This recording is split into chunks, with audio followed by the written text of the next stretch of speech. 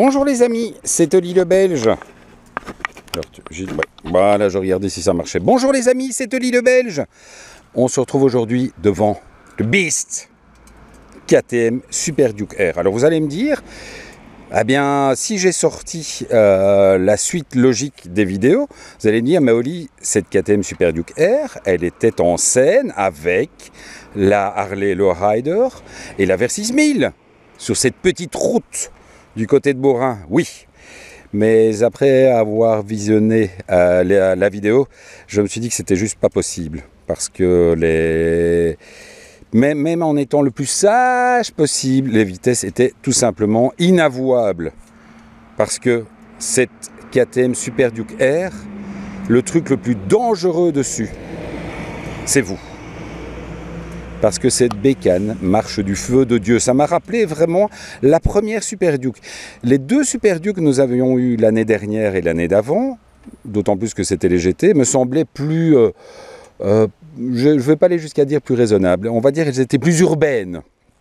Urbaines dans le sens, non pas pour rouler en ville, hein, mais plus urbaines dans le sens où, bon, ben voilà, on pouvait quand même rouler tranquillement avec celle-ci, à vraiment retrouver son côté bestial, avec cette petite arrivée d'air forcé, plus 2 ou 3 solutions techniques qui permettent d'encore accroître la puissance délirante de cette bécane. C'est-à-dire que vraiment, il faut tout le temps se dire, bordel, on se calme.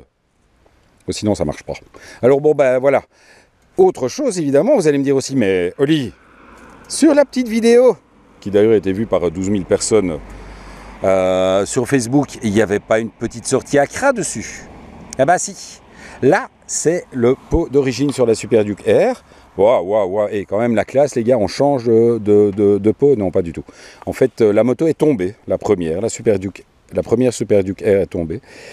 Et KTM nous a gentiment prêté la Super Duke d'un des mécaniciens de chez KTM Belgique. Donc pour vous dire la chance que l'on a, on n'a pas une Super Duke presse, on a la Super Duke perso du mécanicien. Donc, ça rigole pas quand même. On a quand même de temps en temps beaucoup de chance. Alors bon, bah, pour le reste, voilà, moi qui adore, et je vous en parle tout le temps, je dis ouais machin, sur une Harley, il n'y a même pas de pare-brise, etc. Sur celle-ci, il y a l'immense, on peut quasiment faire un barbecue et on s'en servir comme table pour faire le pique-nique.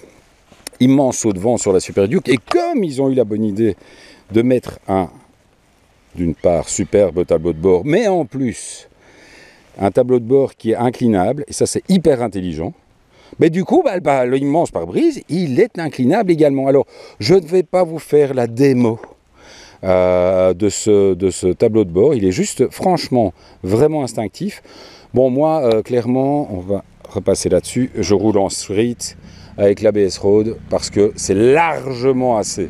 C'est vraiment, c'est déjà super violent comme ça. Donc, franchement, voilà, avant-hier, on était se balader, c'est extraordinaire. Alors, il est vraiment marqué, lorsque vous mettez le contact, il est vraiment marqué Ready to Race. Et clairement, cette bécane, elle est plutôt faite pour le race.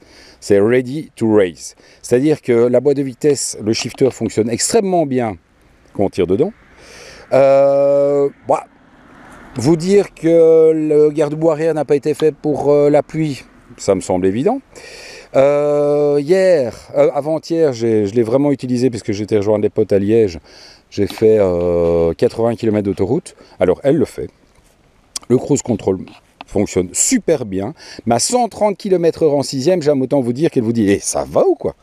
Tu veux pas qu'on roule à cette vitesse quand même? C'est pas possible de rouler aussi doucement.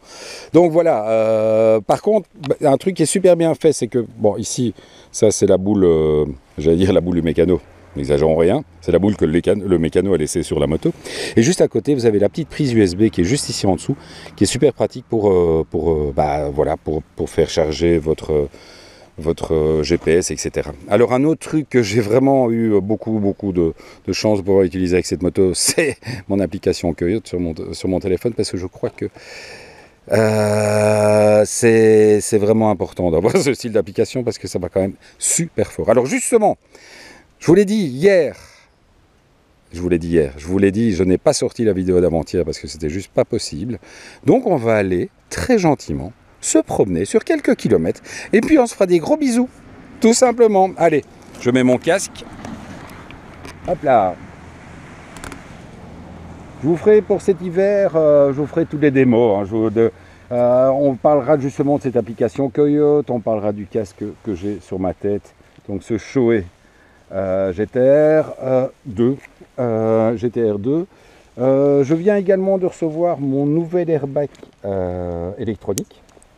Donc là vous voyez que je viens encore d'accrocher mon airbag à l'ancienne, mon tout premier Elite que j'ai toujours et que j'utilise toujours quand il fait chaud, puisque effectivement j'ai la chance d'avoir 3 airbags en fonction du temps. C'est quand même classe. Alors il y a un truc qui n'a pas tellement changé, l'autonomie n'est pas délirante, c'est-à-dire que l'autonomie est très aléatoire. Plus que tu tournes, moins tu vas loin. Voilà,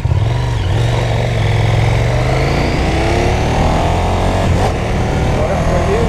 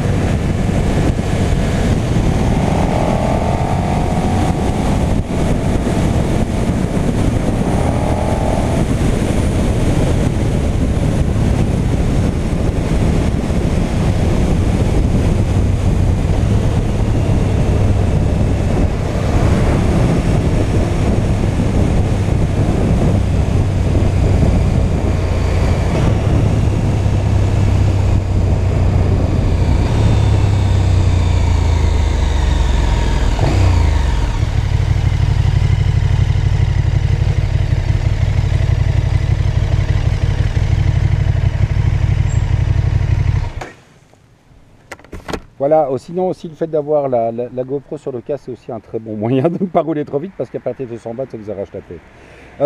Il y a un truc que j'avais trouvé plutôt sympa, c'était ici. C'est un petit bouton qui vous permet d'activer une option.